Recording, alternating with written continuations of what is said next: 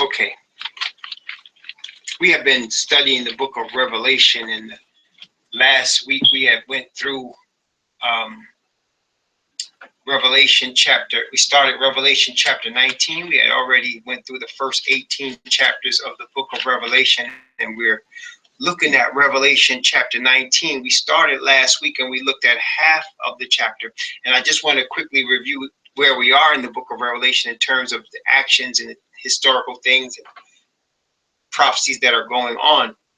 Revelation chapter 16, actually, well, Revelation chapter starts at Revelation 13. Revelation 13 showed the powers that the devil has set up on this planet to cause the earth to forsake the Most High and to worship Him.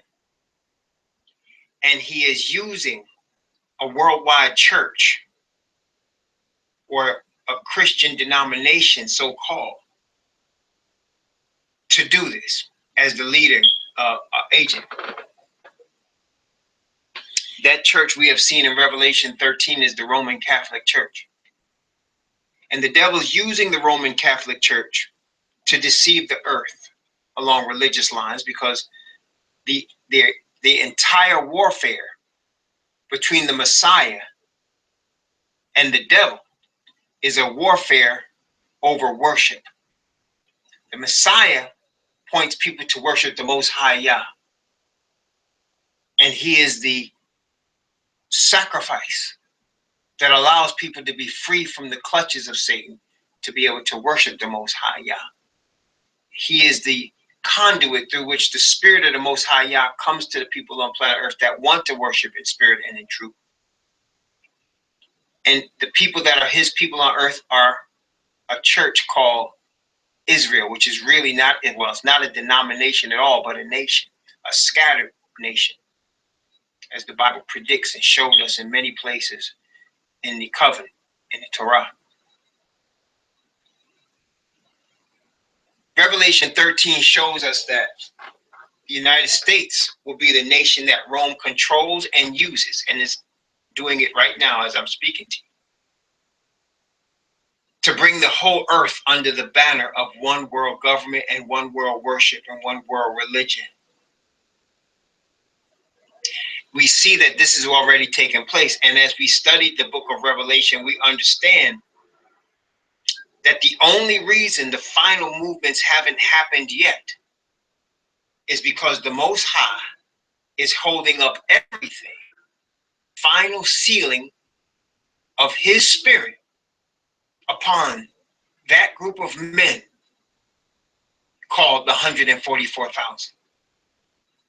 That the 144,000 Hebrew Israelites will receive the power of the Spirit of the Most High through the Messiah and have the Most High's character sealed upon them. Character of love and righteousness and holiness. Revelation 14 shows that 144,000 with the Most High Yah Son, the Lamb. And it shows their character. And it shows that they will have an experience on planet Earth unlike any other people ever, in that they will stand on the planet Earth during a time when the Spirit of the Most High Yah will be withdrawn from the final rejectors of his truth. Spirit of Asatan, the devil, will take complete control of those who have rejected the truth of the Most High and his word. And the world will seek to destroy and annihilate the small remnant that's left of Israel. Revelation 14 showed us that before that happens, the Most High will speak through the 144,000 and those with them a warning message that Revelation 14 shows as a threefold message to the earth, to warn them against receiving what the Bible shows us is the mark of the beast. The mark of the beast is to worship in a way that gives honor to the devil and breaks the covenant of the Most High. The covenant of the Most High is commonly referred to as the Ten Commandments. It is the two witnesses of Revelation chapter 11 because they are two tables of stone and they represent his righteousness, his character. Living version of that covenant, messenger of the covenant. He is the angel of the covenant. He came representing his father's character and lived perfect righteousness on this earth for 33 and a half years without any sin. No other man ever has done that, nor ever will without him. 144,000 will, as they're redeemed and sealed in the spirit of the Father through the Messiah. They will live without sin. And they will live as the Messiah did when he was on earth. The Messiah had no intercessor, because he is the intercessor. He had no intercessor between him and the Father. And because he was without sin. The day will come when the Messiah ceases his high priestly ministry on the earth. He will remove himself from the most holy place of the heavenly sanctuary at the command of the Father, and there will be nobody standing between the Father and guilty planet Earth. And the 144,000 will successfully stand without an intercessor on the planet Earth in the worst time in the history of the world, coming upon us quickly. Which is why the Most High will not allow that time to hit the planet until his servants are sealed with his spirit. Revelation 14 show at the end of the chapter two harvests.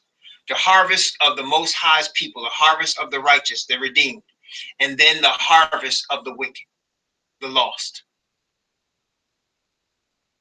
Revelation 15 showed the redeemed and especially the 144,000 singing a song that is entitled the Song of Moses and the Lamb, because the 144,000 have things in common with Moses and with the Most High Yah's son Messiah. As we spoke of earlier, they have standing before the Most High Yah without an intercessor. Moses, the Bible tells us, was not like any other prophet because he told Miriam and Aaron that he speaks to a prophet in dreams and visions, but he spoke to Moses face to face. That is why when Moses went to the mount to receive the covenant, he came back and his face was glowing to such a degree that the people were scared of him and he had to put on a veil to cover his face. They were scared of him because of the glow, the power of the light that was on his face. That light came from his dealings with the Most High Yah. The Most High Yah will have similar dealings with the 144,000. After that, we saw the 7 last plagues come on planet Earth, starting in chapter 15 of Revelation and going into chapter 16, the final 7 plagues, which culminate in 2 things. The final plague of the Most High Yah with his son, Yahweh Shai. That's the 7th plague. The 6th plague is the devil impersonating the Messiah on planet Earth and gathering together, marshaling together the earth in an organized fashion for what the Bible calls Armageddon, which is the final destruction of the wicked, which is utter destruction to the wicked, not the final one yet, but utter destruction to the wicked and the redemption of his people from the earth. The Most High Yah with the Messiah, Mashiach, will come and redeem his people from the planet Earth, those that have died faithful to the truth, and those that are alive with the 144,000, he will take them from the earth. This is going to happen soon. For the final movements upon the planet that I've been describing for the last few minutes are going to happen extremely, very swiftly, very swiftly. People already say right now, time is flying, and it is. It's going by fast. Time goes by very quickly. Once the 144,000 are sealed, it will even go by faster. Sealed, and they will give final warning. Revelation 14 and in Revelation 18, warning the earth against receiving the mark of the beast, which is the final breaking. It's a law that will be put in effect to try to cause or force people holy to worship other gods than the Most High Yah. They will not break the covenant. They will be hunted to be killed. That led us to Revelation chapter 17. Development of this system of religion called the Roman Catholic Church and its government arm, the beast. The Roman Catholic Church is a denomination, calls itself a Christian denomination, as well as a government. It is also a government entity because the Vatican City is its own government. It has a leader, the Pope, who is not only the leader of the government, but he's the leader of the church. The only person on planet Earth that has that power. He is the leader of his government and the leader of his church. His church has 1 billion followers, they say. So he has 1 billion followers of his church, and he has the leadership, the headship of his nation, the Vatican City. So he represents both when he goes any place on planet Earth. There's no other leader on the earth that has that type of power. Also, it's completely the opposite of the Messiah. Messiah will also be king on this earth, the head of the government, and he is also the head of his people, Israel, the body being the church. That's why the Roman Catholic Church is diametrically opposed to the truth of the Most High Yah and of his son Yahushua, which is why they tell you that their Pope is the Holy Father. They tell you that they changed the 10 Commandments. They tell you to worship Sunday. They worship idols and other gods and saints and come up with their own philosophies. That is why they do all these things. And they have the whole earth following them. Revelation chapter 17 shows the development of this whore, its persecution of the saints, and it's coming together with the world powers, or the world powers coming together with it in an attempt to destroy the people of the Most High. We also read 2 Chronicles chapter 20, where it showed how Edom, Moab, and Ammon gathered themselves together to destroy Jerusalem and Judah, and how Jehoshaphat, whose name means Yah's final judgment, led the nation of Judah, the southern kingdom, in prayer for the protection against this unified front that was going to come to destroy them, and how at the end the Most High told them, you don't have to fight in this battle. This battle is not yours, it's mine. And he went forth and caused these three enemies of Israel to destroy each other. Just so in Revelation 17, as the nations and kingdoms and powers come together to try to destroy the 124,000, they will wind up turning on each other. Then we saw Revelation 18, which again illustrated the final warning message to the earth. And it showed the 144,000 receiving great power, coming upon in a massive way, and warning the earth against receiving the mark and calling forth his people out of all of these false religious systems and churches in which they reside right now. Calling forth his people, the message being, come out of her, my people, that ye be not partakers of her sins, that ye receive not of her plagues. Again, this is when laws are worldwide in such a way that they try to force people to break the covenant of the Most High and punish you if you don't break the covenant. Just as Nebuchadnezzar in ancient Babylon threatened to put to death anyone that would not worship his image. And when the three Hebrew young men, Hananiah, Mishael, and Azariah, refused to worship his image, they were thrown into a furnace of fire, but delivered by the Most High Yah, his son, came and delivered them out of the fire. They were not burned or hurt at all. The same will happen. 144,000 will give a final warning. They will not worship the image of the beast, just like those three Hebrew men did not worship Nebuchadnezzar's image. They will not violate the covenant. That would have been the problem with the Nebuchadnezzar created. It was bowing down to a false idol. And the Hebrew boys would bow to no one but Yah. The same, it would be true at the end. The governments of this earth, which is modern Babylon, will create a system of government and worship on a worldwide basis that will cause people to force people, to compel people to break the commandments of the Most High in order for them to keep houses, lands, cars, jobs, bank accounts. And the people have to make a decision. Finally, it'll be on pain of death.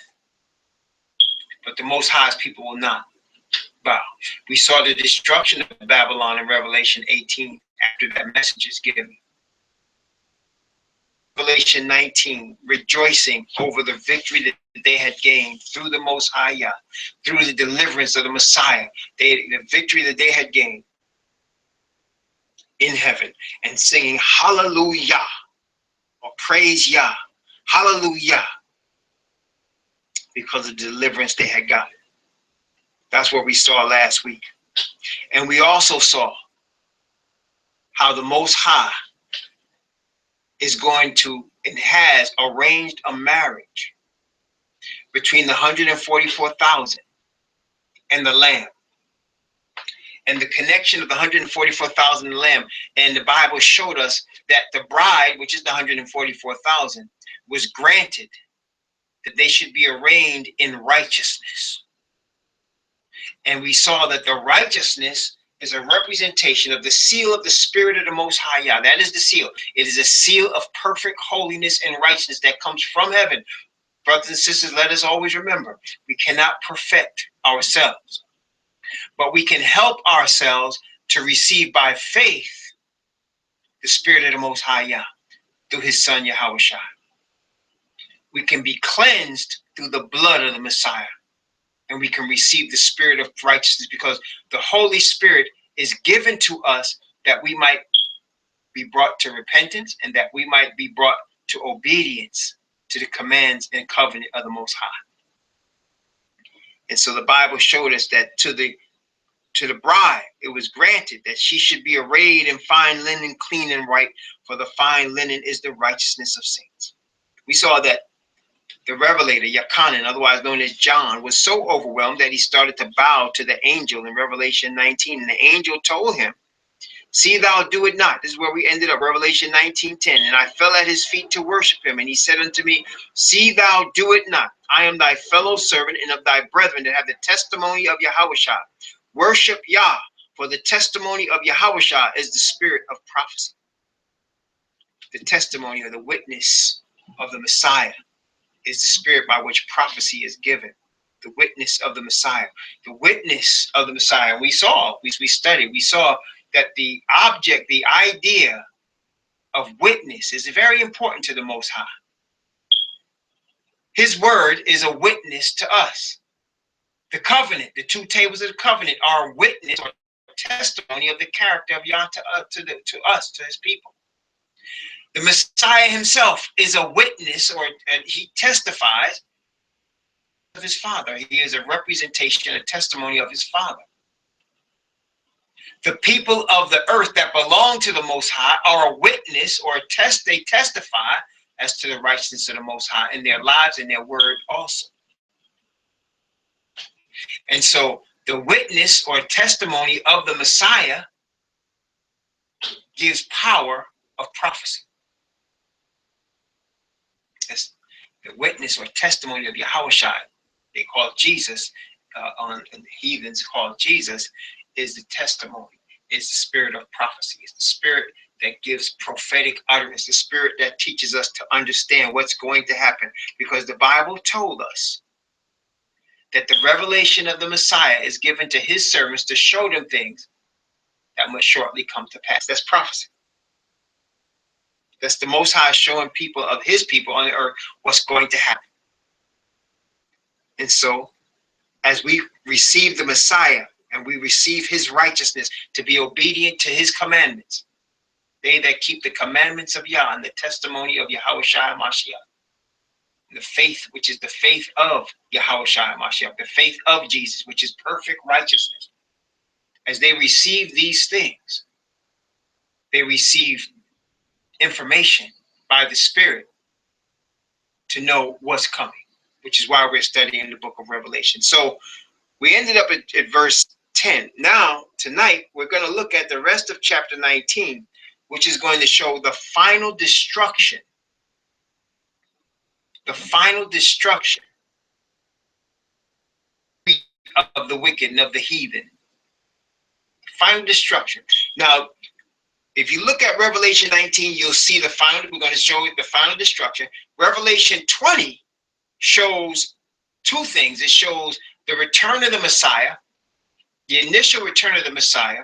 Then it shows a 1,000-year period, and then the final destruction. So the final destruction is shown in chapter 19, and it's shown in chapter 20. Only thing in chapter 19, it just shows the rejoicing and the celebration that happens in heaven, and then it shifts and shows the final destruction of the wicked. Chapter 20 shows the first return, or should I say the second return of the Messiah.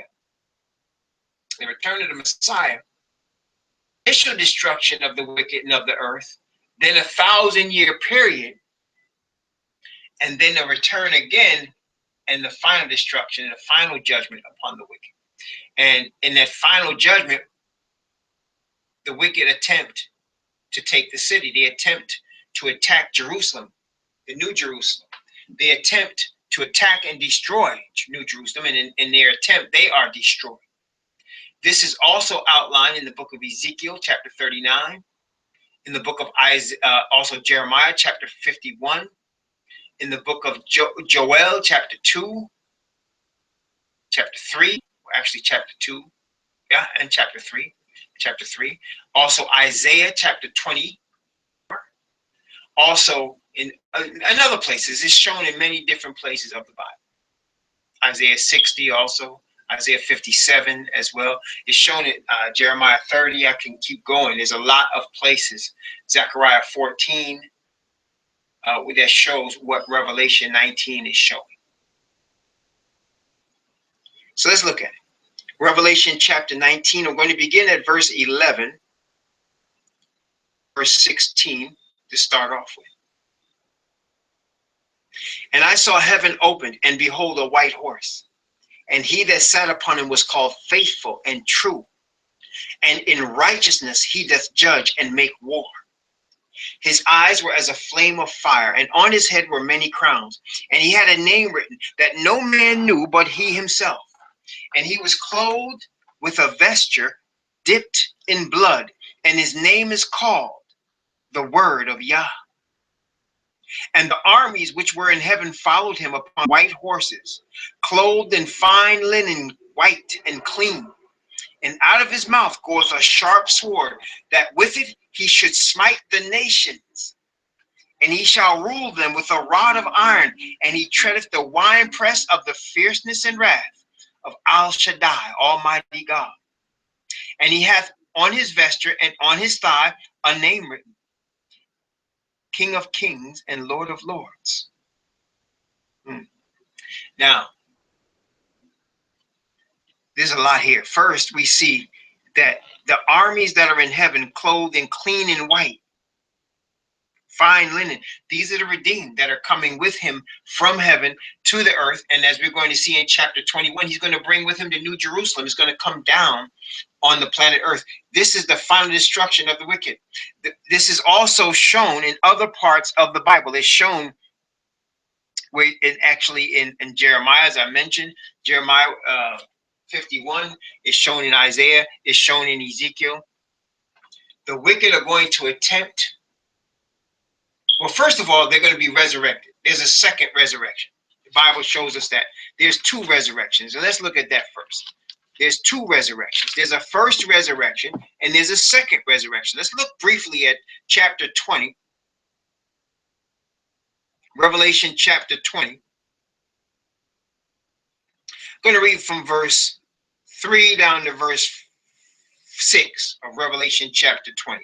Actually, from 3 to 7. We're going to come back and read this again, but I just want to show you that there's two resurrections. and cast him into the bottomless pit.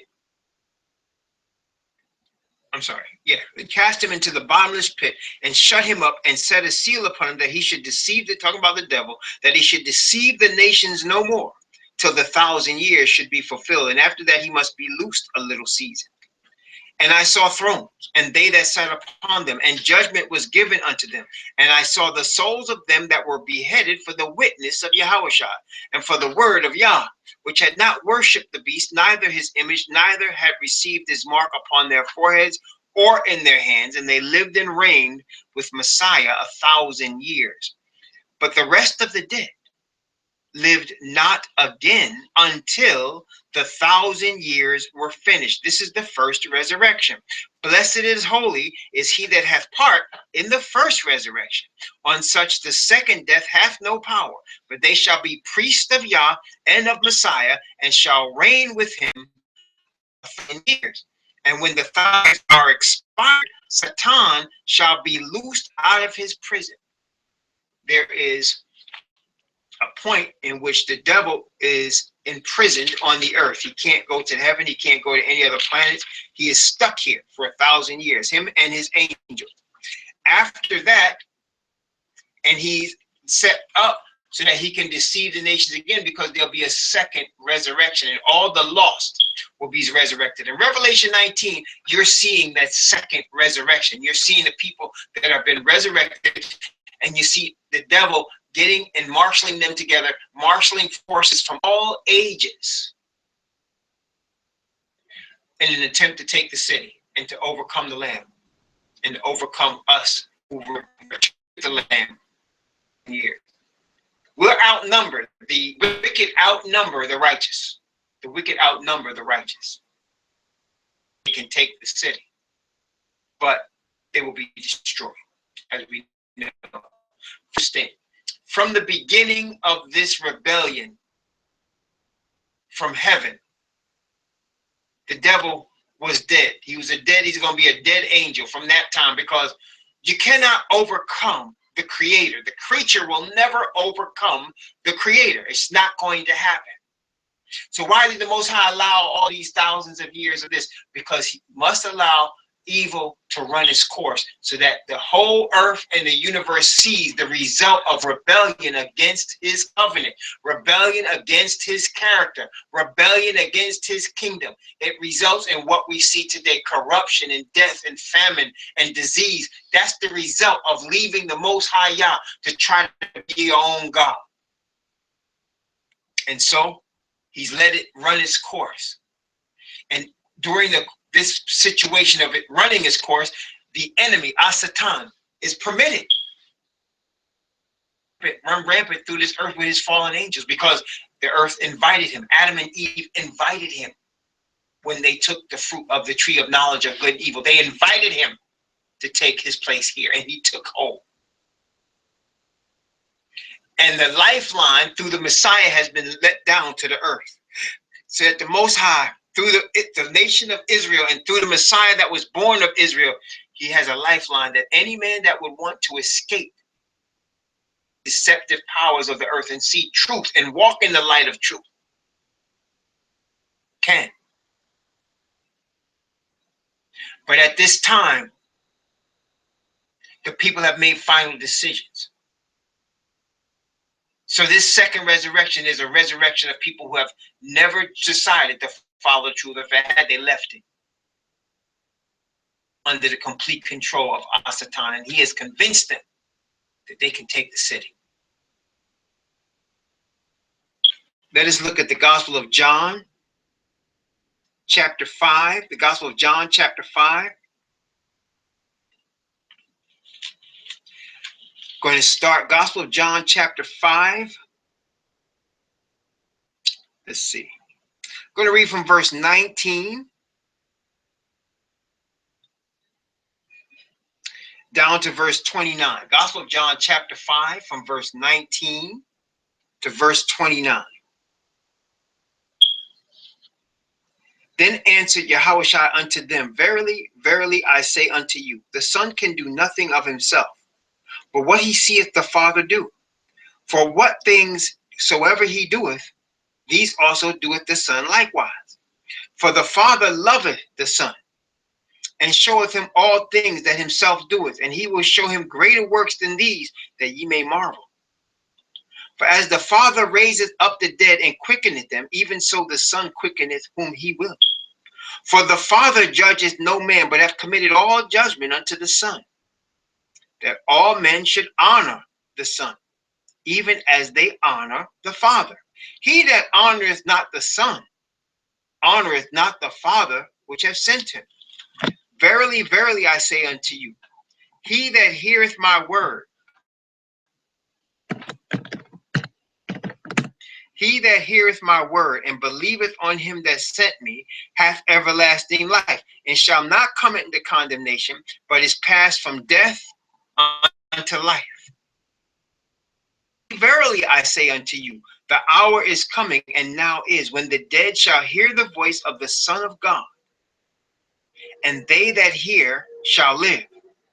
For as the Father hath life in himself, so hath he given to the Son to have life in himself, given him authority to execute judgment also, because he is the Son of Man. Marvel not at this, for the hour is coming in which all that are in the graves shall hear his voice, and shall come forth. They that have done good unto the resurrection of life, and they that have done evil unto the resurrection of damnation. There you have it. So there's two resurrections: a resurrection of life and a resurrection of damnation. Let's look at some of the Old Testament references that we talked about that show this same thing. Let's look at Ezekiel chapter 39. Ezekiel 39. Going to read Ezekiel 39 from verse 1. Let's see. I'm going to read from verse 1. I'm going to start off reading from verse 1 down to verse 7. And we're going to read more. But I want to read from verse 1 down to verse 7, Ezekiel 39. It's saying the same thing that Revelation 19 is saying. Notice what it says, Ezekiel chapter 39 from verse 1 to 7. Therefore, thou son of man, prophesy against God, and say, thus saith the Most High Yahweh, behold, I'm against thee, O God, the chief prince of Meshach and Tubal. For I will turn thee back and leave but the sixth part of thee, and will cause thee to come up from the north part, and will bring thee upon the mountains of Israel. And I will smite thy bow out of thy hand, thy arrows to fall out of thy right hand. Thou shalt fall upon the mountains of Israel, thou and all thy bands, and the people that is with thee. I will give thee unto the ravenous birds of every sort, and to the beasts of the field to be devoured. Thou shalt fall upon the open field, for I have spoken it, saith the Most High Yahweh. And I will send a fire on Magog, and among them that dwell carelessly in the isles, and they shall know that I am Yahweh. For I will make my holy name known in the midst of the people of my people Israel. And I will not let them pollute my holy name anymore. And the heathen shall know that I am Yahweh, the Holy One in Israel. So you notice he's talking about birds eating dead people. He's talking about the Israelites. He's going to make himself manifest to them. They're going to know his name. Did you see that? They make my holy name known in the midst of my people Israel. Isn't that what's going on now? It's happening, brothers and sisters. Let's look. And notice he said Gog and Magog. It's the same thing he uses in the book of Revelation. And he said, and he is specific, chief prince of Meshach and Tubal. This is a representation, a physical representation of the Gentiles that are the sons of Japhet, what we call Europeans. But of course, it's not only just Europeans, it's all the lost from all the ages, from all over the earth. But Europeans, he mentions them by name as representation, because at the time of the return of the Messiah, it will be the sons of Japhet, and it is the sons of Japhet that rule the earth. Right now, the white man rules the earth. Let me make it plain for you. He rules the earth right now. Okay? He has been the aggressor and the oppressor on this planet. And the Roman Catholic Church is based in Rome, in Europe. Okay? I'm not saying all white people are going to be lost. I'm not saying that. Say, so the majority of them are going to be lost. Listen to the truth of the true Hebrew Israelites of color. How many people will hear the truth and humble themselves in positions that they have held for 2,000 years? How many of them will hear the truth? Some of them will. You're a witness, Sister Elaine. Some of them will.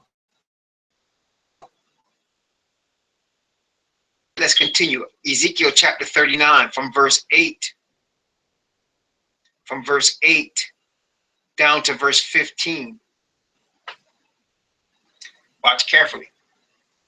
Behold, it is come, it is done, said the Most High Yahweh. This is the day where I have spoken. Well, in the cities of Israel shall go forth and shall set on fire and burn the weapons, both the shields and bucklers, arrows and the hand staves and the spears. They shall burn them with fire 7 years, so that they shall take no wood out of the field, neither cut down any out of the forest, for they shall burn the weapons with fire. They shall spoil those that spoil them and rob those that rob them, saith the Most High Yahweh. And it shall come to pass in that day that I will give unto Gog a place there of graves in Israel, the valley of the passengers on the east of the sea. And it shall stop the noses of the passengers, and there shall they bury Gog and all his multitude. And they shall call it the valley of Hamon-Gog. In 7 months shall the house of Israel be burying of them, that they may cleanse the land. Yea, all the people of the land shall bury them, and it shall be to them a renown the day that I shall be glorified, saith the Most High Yahweh. And they shall sever out men of continual employment, passing through the land, to bury with the passengers those that remain upon the face of the earth, to cleanse it. Isn't that something? After the end of 7 months shall they search. And the passengers that go, from verse 15 down to verse 18. From verse 15, and notice particularly verse 18. Watch this.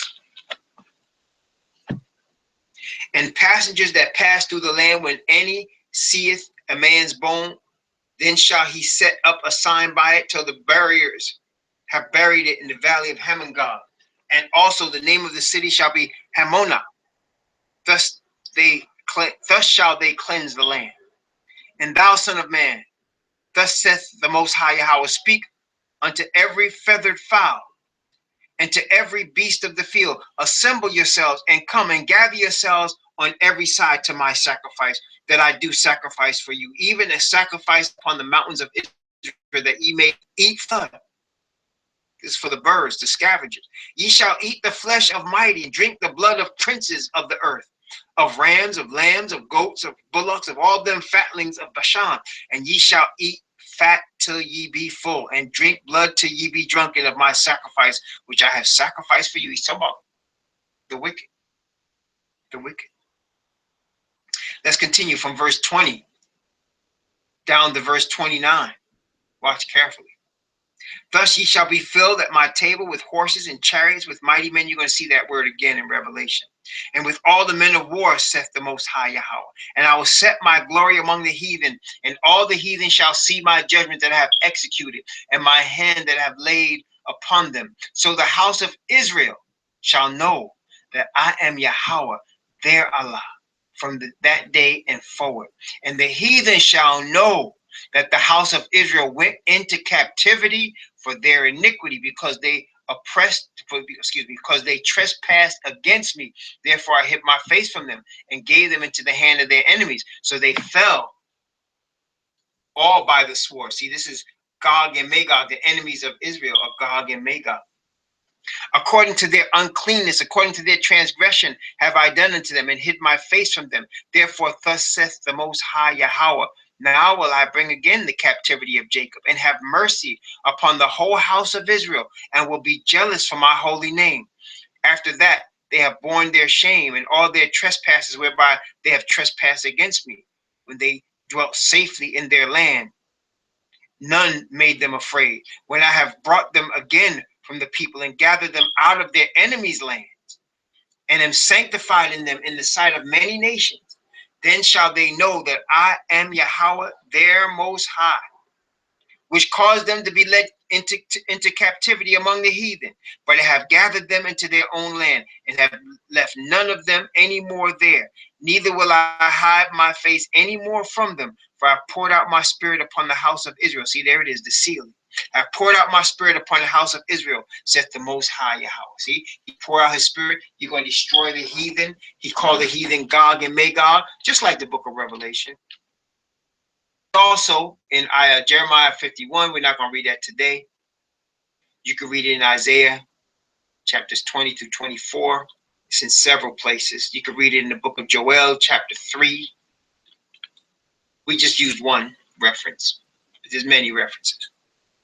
Let's go back to Revelation 19.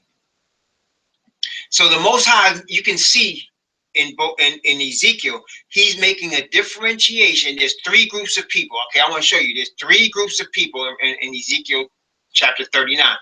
There's the redeemed of Israel. There's also the destruction of the heathen. And there's the redeemed of the heathen. There's redeemed of the heathen. There's the redeemed of the nation of Israel. And there's the destruction of the heathen. Okay? Because you see, as we're going to study the book of Revelation, you're going to see that there's a group of people that are not Israelites, and yet they're going to be saved. I want to show you this. Revelation chapter 21. And I want to keep in mind that this is also in Isaiah chapter 60, by the way. This is Isaiah 60 and Revelation 21. We'll read that in detail when we get to this part, but I just want to get this part for the sake of the three groups we're talking about here. Notice Revelation chapter 21, reading from verse 22 down to 27. We already know the destruction of the wicked is come. We're reading that in 19, but watch these verses. Revelation 21 from 22 to 27.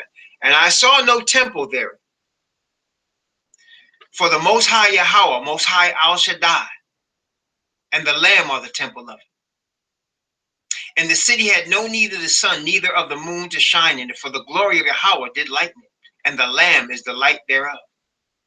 And the nations, look up that word nations in the Greek, it is Gentiles. And the nations of them which are saved shall walk in the light of it. And the kings of the earth do bring their glory and honor into it. And the gates of it shall not be shut at all by day, for there shall be no night there. And they shall bring the glory and honor of the nations, that is of the Gentiles, into it. And there shall in no wise enter into it anything that defileth, neither worketh abomination or maketh a lie, but they which are written in the Lamb's book of life. See, so the Gentiles that are saved, there'll be some Gentiles that are saved, and they're going to visit the city. They're not going to live there. The city is for the nation of Israel, the 12 tribes. But they're going to live on the earth, and they'll be able to come and visit the city. And you read more detail on that in Isaiah 60, which we'll come back and do once we read this chapter, okay? It's an amazing thing that the Old Testament, or they call it Old Testament, the Torah, teaches you revelation. It's just, revelation is put together that if you go back in the Torah, you can see all of it. It's broken down for you in there. Let's go back to Revelation chapter 19. Remember the birds that we saw in Ezekiel eating the flesh of kings and eating the flesh of captains and eating the flesh of horses? Well, watch this. Revelation chapter 19, from verse 16 down to verse 19. And he hath on his vesture and all his thigh, talking about Messiah, a name written, King of Kings and Lord of Lords. And I saw an angel standing in the sun, and he cried with a loud voice, saying to all the fowls that fly in the midst of heaven, come and gather yourselves together, the great Yahweh. There it is, it's Ezekiel 39 again. That ye may eat the flesh of kings and the flesh of captains and the flesh of mighty, the flesh of horses and them that sit on them, and the flesh of all men, both free and bond, both small and great. And I saw the beast and the kings of the earth and their armies gathered together to make war against him that sat on the horse and against his army. See that? So again, this is the second resurrection. Gog and Magog going to lead a charge with the devil leading them to gather together all the lost from all the ages. That's before the flood lost, giant people, all the way to the end time lost. People like Hitler and Mussolini and all of them people. And the Bushes and all of them. They're going to come together, marshal the earth to take the city. They're going to gather an army. Remember, it's at the end of 1,000 years. So they're not going to have, when they wake up, they're not going to be any cars to drive, no gasoline to get. See, it's 1,000 years later. Horses, and they're going to have animals to ride. And they're going to try to take the city. But they're going to be destroyed. How many people are reading Ezekiel 39, 51, and understanding it's Revelation 19? How many people are doing that you know? You know what? There's not many. There's none, as a matter of fact. Tell the truth. There's nobody. You know why? Because even though it's written here, the majority of the earth is not reading this Bible. They're not studying this Bible that we study in here. They're not reading it at all because it's not for them. It's for the servants of the Most High Yah to show them things that must shortly come to pass. These people walking this earth, they have no idea what's about to hit them. They have no idea when the 144,000 are raised up with the power of the Spirit on them in such a heavy way that has not been seen since the apostles received it. Not being seen since the day Messiah was baptized and the Spirit came on him like a dove. And when this 144,000 come forth with that power, that heavenly power on them, for it. So dilly-dallying in this earth, playing around with churches and churchianity and their narcissistic religion and all these false religions. And though they are convicted that there's something wrong with what they believe, they following the lie because it appeals to their sinful nature. They're going to be hit with this spirit, with this message that this people going to bring forth. It's going to overwhelm them. And they're going to get angry. And most of them are going to reject it. Only a few will take their stand. Nothing on this earth. They won't have any houses to live in. They won't have any food given to them. They won't have anything given to them. The Most High will be providing for them like he did to the children of Israel when they came out of Egypt. He'll provide for them. And they will be trusting him. And once that message of warning is given, which we saw in Revelation chapter 18 and in Revelation chapter 14, once that message is given, everything will wrap up extremely quickly. Events will move very fast, very quickly. The Rome will put together a coalition. The United States will lead the coalition to give honor to the Pope of Rome and to give honor to the government of Rome by creating a worldwide government. Is the head of a worldwide government where these Ashkenazi Jews honor the Pope, and the Pope sets up his throne in Jerusalem. They're going to rebuild the temple, and the Pope's going to bless it. They're going to rebuild the temple, and they're going to bless it. And then they're going to try to unite the earth, and 144,000 will come with that message, and it's going to mess them up, and they're going to be angry. And when 144,000 are finished, they're going to pour the plagues on this earth. Then the Most High will send his son, and he will redeem the people and take them to heaven, wherever that is up in the sky. He's going to take us up there. And we're going to stay with him 1,000 years there in the New Jerusalem. Then he's going to bring the whole thing down here and make this earth the new capital of the universe. And the Messiah, Yahushua, is going to be King of Kings and Lord of Lords on this planet. Gog and Magog are going to be raised up out of their graves, and they're going to try to take the city. Because their only hope, the devil will show them, their only hope is to partake of the fruit of the tree of life, which is in the midst of the city. You see, the fruit of the tree of life was in the midst of the Garden of Eden. That tree was taken from the earth before the flood. Is set in the New Jerusalem, and it's going to be back there. It's back there again. And when New Jerusalem is set on this earth, so is that tree. Whoever eats that tree lives forever. We will be eating of that tree, and we will continue to live forever. Satan just needs one unrepentant sinner to eat of that tree, and they can live forever. That's what Genesis tells us. Matter of fact, let's look at it. Genesis chapter 3. Genesis chapter 3. Notice what it says. Genesis chapter 3. This is after Adam and Eve had eaten of the forbidden fruit and had invited Satan to take over this planet, which he has been in charge ever since. Notice Genesis chapter 3. After the Most High made coats of skins out of a dead animal, first sacrifice that was shown. That's the first sacrifice for sin. That's the coats that he made. Notice Genesis chapter 3 from verse 20 down to verse 24. Genesis 3, watch carefully.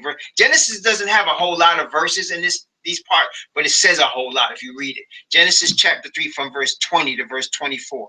And Adam called his wife's name Eve because she was the mother of all living.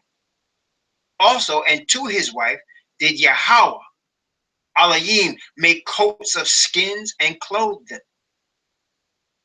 And Yahweh Elohim said, watch this, behold, the man is become as one of us, to know good and evil. And now, lest he put forth his hand and take also of the tree of life and eat and live forever. Therefore, Yahweh Elohim sent him forth from the garden of Eden to till the ground from whence he was taken. So he drove out the man and placed at the east of the garden of Eden cherubims and a flaming sword which turned every way to keep the way of the tree of life. So he stopped, because the thing is, the devil wanted man to eat of that tree after he sinned. Therefore, sin would be eternal. But now sin is not eternal. There is no such thing as an immortal sinner. They don't die and go to heaven. They die and go to the earth and become dust again until their resurrection, when they'll face judgment.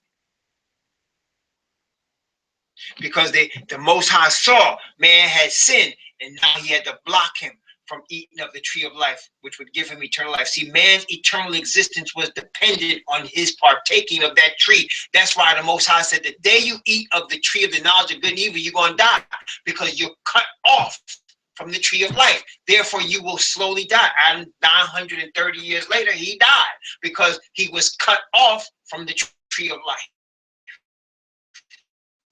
Going on in the book of Revelation, the devil is marshaling his forces in an attempt to get one person. That's all he needs, one person, to eat the fruit of the tree of life. That's all he needs. Make it. Just as from the garden, and cherubim guarded very high angels, very powerful angels, and the redeemed who are now 1,000 years old, more powerful. They didn't get old over the 1,000 years in terms of age and weakness. They got kinds of the King of Kings and Lord.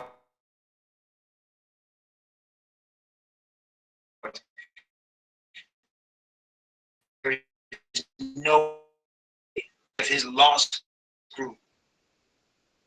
Any of his lost have any shot.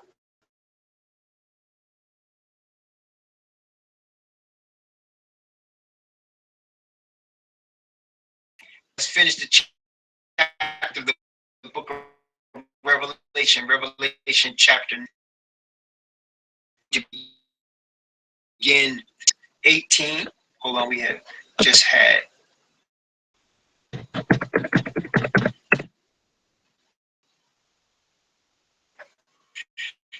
Revelation chapter. I'm going to read from verse 18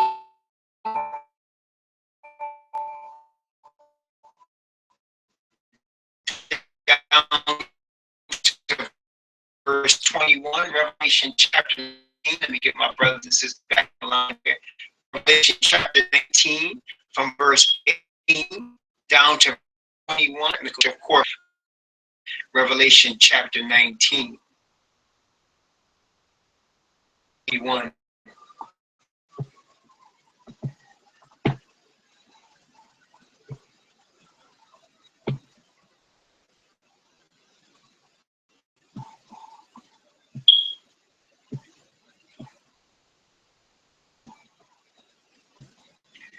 Bear with me one moment.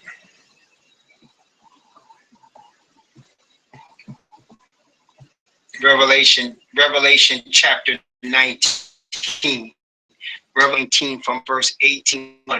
Revelation 19 from verse 18 to verse 21. Notice what the scripture says. That ye may eat the flesh of kings, and the flesh of captains, and the flesh of mighty men, and the flesh of them that sit on them, and the flesh of all men, both free and bond, both solid